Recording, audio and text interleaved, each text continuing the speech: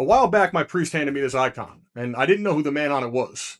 His name is Blessed Theodore Romzha, and he was a bishop who was 36 years old when the Soviet Union murdered him.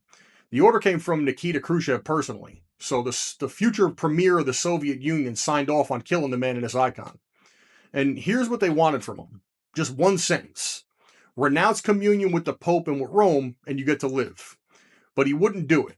And this is the story of what that sentence and that dedication and loyalty was worth. And by the end, I'm going to ask you what yours is worth. If you're new here, I'm a Catholic who came back to the faith after 15 years away. Like and subscribe if that's your kind of thing. All right, 1911, a village in the Carpathian Mountains. Theodore Romzha was a railroad worker's son from Subcarpathia, a Russian Greek Catholic family, which is an Eastern Rite in full communion with Rome. And before anybody paints him as a plaster saint, he was a popular kid and genuine athlete. He excelled at soccer. He wanted the priesthood early, and he was good enough that they sent him to the Gregorian in Rome, then the Rusicum, which is the school that trained men for mission in Russia. Now, understand what that meant after 1917. Volunteering in Russia was like volunteering for a death sentence. He knew that, and he trained anyway. He was ordained on Christmas Day in 1936. His first assignment was a dirt-poor mountain parish. And when they made him a bishop in 1944 at 33, he picked his episcopal motto from Psalm 18. I love you, O Lord, my strength. A soccer-playing railroad kid who chose a love poem as his motto. That's who the Soviets decided was a threat to their empire. Because the same month that he became a bishop, the Red Army rolled into his valley. Stalin's plan for Greek Catholics was simple. Absorb them into the Russian Orthodox Church. Because that church he can control. And let me be clear about who the villain is here, because that matters. The villain is the Soviet state, not orthodoxy.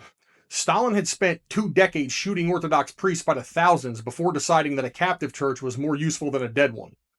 And faithful Orthodox believers were victims of the same machine. They'd already run the play once in 1946. The Soviets staged a fake synod in Lviv that reunited the Ukrainian Greek Catholic Church with Moscow.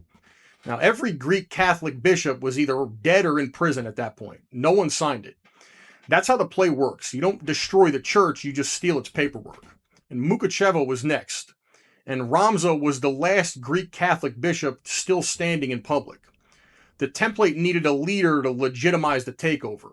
If the bishop converts, the people follow. So they didn't want him dead. They wanted him on stage announcing the reunion. And they spent 2 years pressuring him for one public sentence. His answer never changed. Rather death than betray my faith. 18 centuries earlier, they offered Polycarp the same deal. One sentence. Curse Christ and live. 86 years I served him, and 86 years he's done me no wrong. Same sentence, different century. The deal never changes, and neither does the answer. So he kept working. That's the part that gets me. No bunker, no exile. He visited parishes. He encouraged his priests. He told his people to hold the line. He was right out in the open in a police state, knowing exactly what he was. And on October 27th in 1947, he's coming home from rededicating a parish church in Lviv, and he's in a horse-drawn carriage. A Soviet military truck rams it deliberately. He survives the crash, but the soldiers in the truck jump out and beat him with clubs and rifle butts, and then they leave him for dead. He doesn't die. They take him to the hospital in Mukachevo, and nuns nurse him back to health. Within days, he's actually recovering. So a truck and a beating, and the man's getting better. And then Moscow decided to escalate. And this is the part that sounds like a spy novel, except every name in it is actually documented. On the night of October 31st, the nuns caring for him were dismissed and replaced by a civilian nurse that nobody knew. She was a state agent. The poison was a curare, and it came from NKVD Laboratory 12. The Soviet police ran an actual poison laboratory under Dr. Grigory Marinovsky.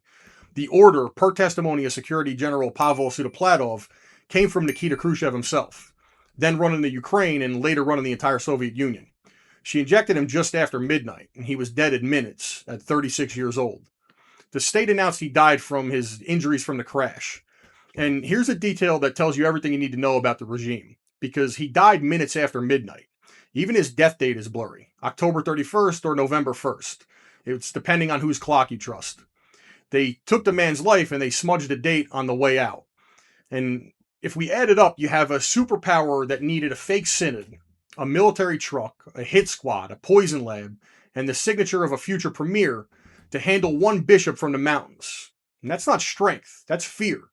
And it tells you exactly how much you need to know about how much power they thought was in that one sentence that he wouldn't say. And here's how it ended. I mean, actually ended, not in 1947. The Soviets suppressed the Greek Catholic Church and seized its parishes and handed them over to Moscow. And the church went underground but refused to die. Priests would ordain in secret and liturgy would take place in living rooms. 4 decades, no public bishops, no buildings, no rites. Until the Soviet grip finally broke and the church walked back out into the daylight. The empire that killed Theodore Romzha doesn't exist anymore. His eparchy does. It said Mass this morning. In 2001, Pope St. John Paul II beatified him as a martyr. And in 2003, his relics came home to the cathedral in Uzhhorod. He carried it back through the door in honor, in the same streets that the NKVD once owned. They killed the bishop, but they couldn't kill the church. And the men in power are still trying to use Christ's church as an instrument today. That part of the story never went away. Neither did the answer to it. The answer is men like Romzha. So here's why this man got under my skin. You've watched me wrestle with the papacy on this channel, and I've been honest about it. My confidence in the chair of Peter has wavered at times because of the men sitting in it. I've made whole videos holding Rome's feet to the fire. And then I met this bishop. My frustrations are headlines and bad documents. His were poison and clubs. I get annoyed with Rome, and he was offered his life to leave it, and he said no. He didn't die for a pope's personality, and he didn't die for Vatican II or any other prudential decision coming out of some office. He died because he believed communion with Peter is communion with the church that Christ founded. And the office is bigger than any man who sits in it, including the men who embarrass it. Sometimes we imagine martyrs and saints as a different species, fearless and built different. But he wasn't. He was a 36-year-old soccer player with people who depended on him, and he knew exactly what refusing would cost. Courage isn't the absence of fear, it's deciding that something else is worth more. And I'd love to tell you that I'd have made the same kind of choice. The truth is, I don't know if I would, and none of us do until the truck comes. But after learning about this man's story, I know the question I should be asking isn't whether I die for Christ, it's whether I'm living for him now. Tell me in the comments if you'd ever heard his name before today. I'll see you in the next one.